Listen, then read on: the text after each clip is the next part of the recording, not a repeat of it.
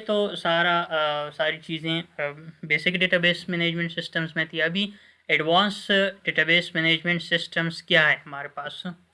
इस तरह हमने बेसिक डेटाबेस मैनेजमेंट सिस्टम्स में एसक्यूएल वगैरह के बारे में पढ़ा। अब ये एडवांस डेटाबेस मैनेजमेंट सिस्टम्स जो हैं ये उससे आगे की जो नॉलेज हो इसमें आ रही हैं। लाइक इसमें हम डिफ़ाइन करते हैं, इसमें हम स्टडी करते हैं कि डेटाबेसेस को हम किस तरह डिज़ाइन करते हैं, बनाते हैं, उसको किस तरह हम ऑप्टिमाइज़ कर सकते हैं, उनको डेटाबेसेस को हम किस तरह सिक्योर कर सकते हैं और लार्ज कम्प्लेक्स जो हमारे पास ऑर्गेनाइजेशंस हों उसमें हम किस तरह इसको स्केल कर सकते हैं, एक्सपैंड कर सकते हैं और रियल वर्ल्ड के सिनेरियोज़ में हम लाइक बिग डेटा हो गया हमारे पास या कोई डिस्ट्रीब्यूटेड सिस्टम्स हो गए या नो एसक्यूएल जो डेटाबेसेस हैं जिसमें हम एसक्यूएल रिलेशनल डेटा स्टोर नहीं करते, डेटा को रिलेशनल टेबल्स में स्टोर नहीं करते। लाइक वहाँ पे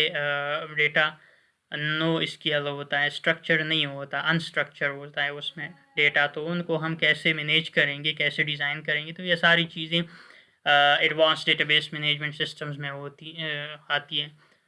नो एसक्यूएल जो है ये इसका कॉमन एग्जांपल हमारे पास फेयरबेस हैं। फेयर स्टोर जो हम यूज़ करते हैं गूगल का, वो हमारे पास नो एसक्यूएल है। उसमें स्ट्रक्चर जो एट्रीब्यूट्स हम स्टोर करते हैं या डेटा स्टोर करते हैं वो स्ट्रक्चर फॉर्म में नहीं होता बल्कि अनस्ट्रक्चर होता है वो data. Okay, so simple comparison यहाँ पे लिया हुआ है कि बेसिक डीबीएमएस में हमारे पास क्या थी और अभी एडवांस डेटाबेस मैनेजमेंट सिस्टम्स में हम क्या पढ़ेंगे। बेसिक डीबीएमएस में हमारे पास सिंपल CRUD ऑपरेशंस थे। उसमें हम CRUD ऑपरेशंस परफॉर्म करते थे, क्रिएट, रीड, अपडेट और डिलीशंस की जो ऑपरेशंस थे वो परफॉर्म करते थे।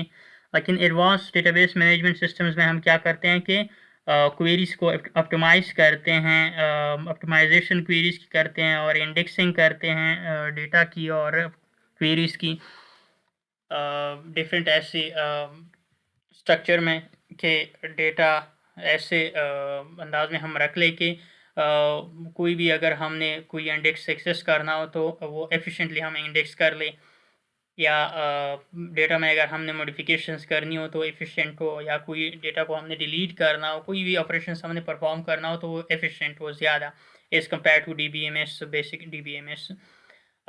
दूसरा जो कंपैरिजन है वो जो डेटाबेस मैनेजमेंट सिस्टम्स थे वो हम स्मॉल स्केल में मोस्टली यूज़ करते थे। बेसिक डेटाबेस मैनेजमेंट सिस्टम्स जो थे या कोई सिंगल यूज़र के लिए हम यूज़ करते थे। लेकिन जो एडवांस डेटाबेस मैनेजमेंट सिस्टम्स हैं ये हम ब्रॉड जो लार्ज स्केल हमारे पास ऑर्गेनाइजेशंस होते हैं थ्रू आउट द वर्ल्ड उसमें हम यूज़ करते हैं और इसको हम डिस्ट्रीब्यूटेड और पैरेलल डेटाबेस में हम रखते हैं। डिस्ट्रीब्यूटेड लाइक कोई इसका एक ब्रांच एक जगह पे एक स्पेस पे हो प्लेस पे और कोई दूसरा इसका जो ब्रांच हो दूसरे स्पेस पे होता है लाइक हायरार्किकल फॉर्म में और एक कोर फिर जो टॉप पे आता है वहीं पे सारा डेटा सिंक्रोनाइज कर रहा होता है। तीसरी जो कंपैरिजन है वो फिक्स्ड स्कीमा की है, वो स्कीमा की है। लाइक बेसिक डेटाबेस में हमारे पास जो टेबल्स वगैरह हम क्रिएट करते थे या डेटाबेस हम क्रिएट करते थे तो उसका जो हम स्कीमा डिफ़ाइन करते थे वो फिक्स्ड था हमारे पास। उसमें बाद में हम चेंजेस नहीं कर पा रहे थे या अगर चेंजेस कर भी ले तो वो बहुत ज़्यादा कम्प्लेक्स हो जाता था हमारे लिए। लेकिन जो एडवांस सभी डेटाबेस मैनेजमेंट सिस्टम्स हैं वो इसके अंदर जो टेबल क्रिएशंस का या डेटा क्रिएशंस का या डेटाबेस क्रिएशंस का जो स्कीमा हम डिफ़ाइन करते हैं, रूल रेगुलेशंस उसके लिए डिफ़ाइन करते हैं, वो सारे हमारे पास फ्लेक्सिबल होते हैं, डायनामिक होते हैं। उसके अंदर हम बाद में भी चेंजेस कर सकते हैं easily without affecting the data already stored in that those database. और चौथी जो कंपैरिज़न है वो बेसिक जो डेटाबेस मैनेजमेंट सिस्टम्स थे उसमें हम बेसिक क्वेरीज़ एसक्यूएल की यूज़ करते थे। Like already I have define के CRUD ऑपरेशंस के सिंपल जो क्वेरीज़ थे वो हम एग्जीक्यूट करते थे। लेकिन एडवांस डेटाबेस मैनेजमेंट सिस्टम्स में हम क्या करते हैं कि प्रोसीजर्स वगैरह स्टोर करते हैं, उसके लिए रूल रेगुलेशंस इसके अंदर हम स्टोर करते हैं कि लेट्स से कि अगर कोई डेटा इतना एक्सीड करता है तो ये इंस्ट्रक्शंस परफॉर्म हो, ये रूल उस पे रिप्लाई हो, या कोई डेटा के अंदर ये एरर आता है तो ये इंस्ट्रक्शंस उस पे अप्लाई हो, ये कोड पे एग्जीक्यूट हो। इस तरह कंप्लीट प्रोसीजर्स हम इसमें डिफ़ाइन कर सकते हैं और स्टोर कर सकते हैं बाकायदा। और जिसको हम ट्रिगर्स भी कह सकते हैं, लाइक ये टाइम इंस्टेंस के बेस पे भी होते हैं मोस्टली। लाइक कि हमें कोई फंक्शनैलिटी परफॉर्म करनी हो डेटाबेस के अंदर, वो टाइम बेस्ड हो कि अगर हर 2 आवर्स के बाद या हर 24 आवर्स के बाद कोई ना कोई फंक्शंस एग्जीक्यूट हो डेटा पे, या टाइमली कोई 5 मिनट्स के बाद डेटा को हम चेक करना चाहें, सारे टेबल के अंदर कोई ना कोई डेटा हम चेक करना चाहें कि अगर ये अपडेट होता है या नहीं अपडेट होता, तो इसके लिए हम ट्रिगर्स यूज़ करते हैं फिर, और ये टाइम इंस्टेंस के बेस पे चलते हैं मोस्टली। कॉमन एग्जांपल इसका हम ले सकते हैं, जो पाई का ऐप है, वेल नोन ऐप है, जो जिसमें हम माइनिंग करते हैं।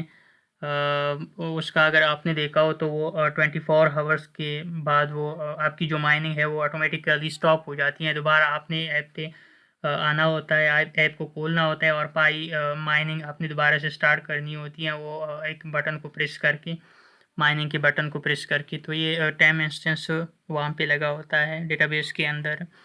और जो पांचवी कंपैरिजन है वो मोस्टली जो बेसिक डीबीएमएस थे वो लोकली डेटा स्टोर करते थे, उसके बेस पे हम।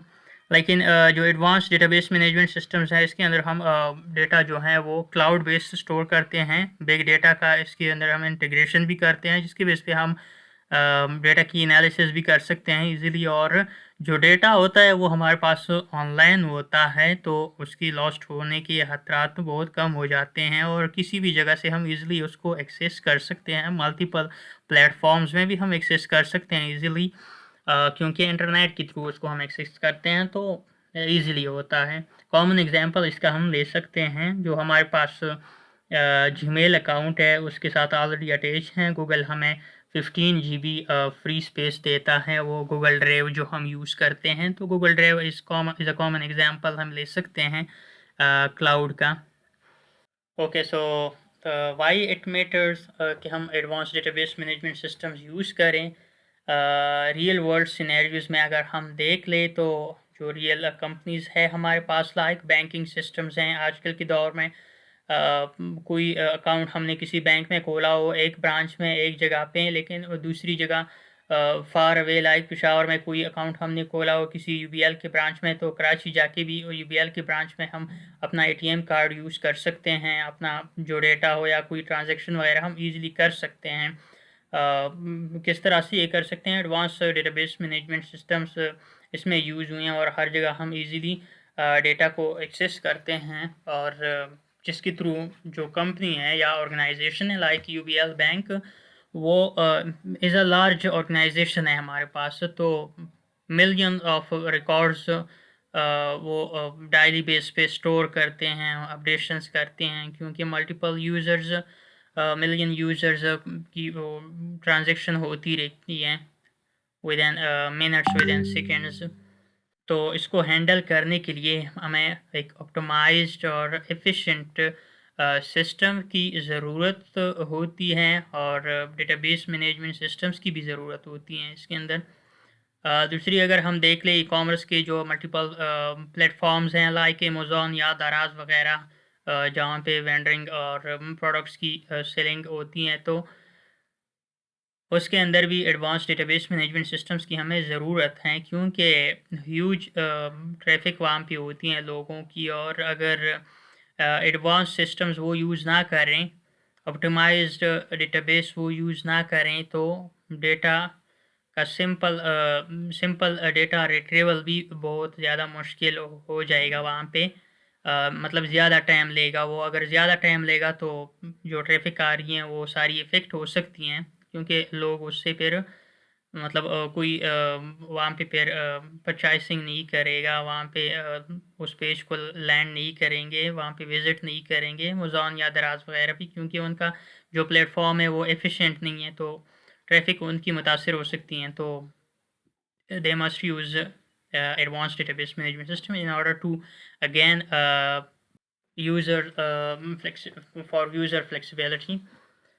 तो तीसरी हमारे पास सोशल मीडिया के डिफरेंट प्लेटफॉर्म्स है, लाइक सिंपल एग्जांपल फेसबुक या इंस्टाग्राम वगैरह हम ले लें, तो वहाँ पे भी रोज़ाना के बेस पे बीटा बाइट ऑफ डेटा वहाँ पे स्टोर होता है, चेंज होता रहता है, और उसमें मॉडिफिकेशन होती रहती हैं। तो ये इनको हैंडल करने के लिए, इतने ट्रांज़ैक्शंस हैंडल करने के लिए ये एडवांस्ड डेटाबेस मैनेजमेंट सिस्टम्स की इनको ज़रूरत होती है, और डिस्ट्रीब्यूटेड सिस्टम्स की इनको ज़रूरत होती है कि मल्टीपल रीजन्स के लिए इन लोगों ने मल्टीपल ब्रांचेस बनाए होते हैं, और वो उन स्पेसिफ़िक लोकेशंस का डेटा स्टोर कर रहे होते हैं, और फिर ये हर स्पेसिफिक रीजन का डेटा फिर जो हेड ऑफिस होता है लाइक हिरार्किकल वहाँ पे सिंक्रोनाइज होता रहता है, और इसी तरह इनका जो बैकअप है वो भी सिंक्रोनाइज होता रहता है। अगर कोई लॉस्ट होता है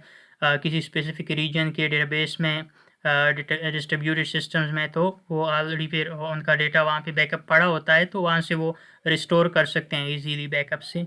इसी तरह हेल्थ केयर में अगर हम देख लें तो डिफरेंट जो हॉस्पिटल्स हैं मेडिकल की हिस्ट्रीज स्टोर करते हैं, लैब की रिजल्ट्स वगैरह की हिस्ट्री स्टोर करते हैं, और डिफरेंट जो ट्रीटमेंट्स होती हैं या जो कोई भी मर्ज़ होता है, तो उसको आइडेंटिफ़ाई करने के लिए इन लोगों ने जो हाइपोथेसिस या कोई भी एक्सपेरिमेंट की हो, तो उनका सारा रिकॉर्ड वहाँ पे स्टोर होता है। तो उसके लिए स्टोर करने के लिए हमें एडवांस डेटाबेस मैनेजमेंट सिस्टम्स की ज़रूरत होती है।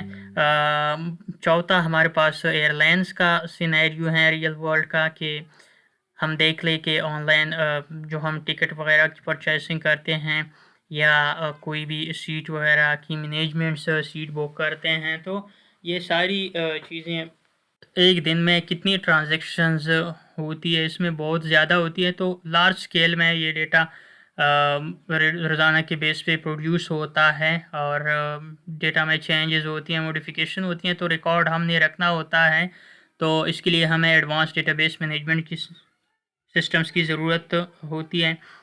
छठा हमारे पास डेटा एनालिटिक्स हैं लॉन्ग टर्म के लिए, या कोई लार्ज ऑर्गेनाइजेशंस हों, लार्ज जो कंपनीज़ हैं वो मल्टीपल डेटास पे एनालिसिस करते हैं, तो उसके लिए हमें बिग डेटा की ज़रूरत होती है, और बिग डेटा को स्टोर करने के लिए, एफिशिएंटली मैनेज करने के लिए हमें एडवांस डेटाबेस मैनेजमेंट सिस्टम्स की ज़रूरत है।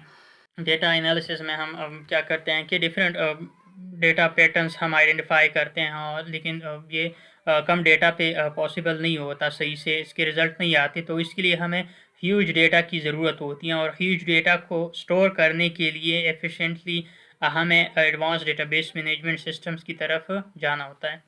ओके, ये कुछ रिसोर्सेज हैं, टेक्स्ट बुक्स हैं, ये आप लोग फिर देख लें, और इसको यूज़ करके आप प्रैक्टिस भी कर सकते हैं।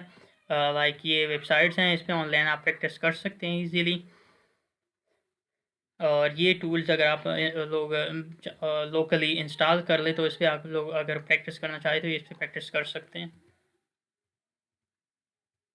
Okay, thanks you so much.